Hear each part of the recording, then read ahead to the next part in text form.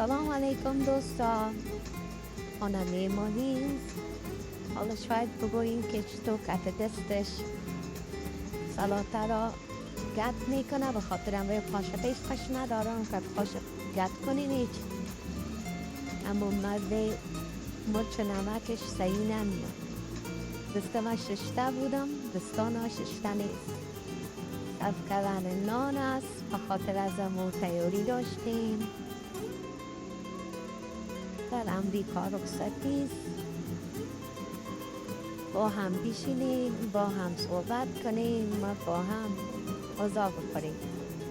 خدا یار جانتان دوستای عزیز، جایکتان خالی، روز خوش داشته باشید. خدا یار جانتان.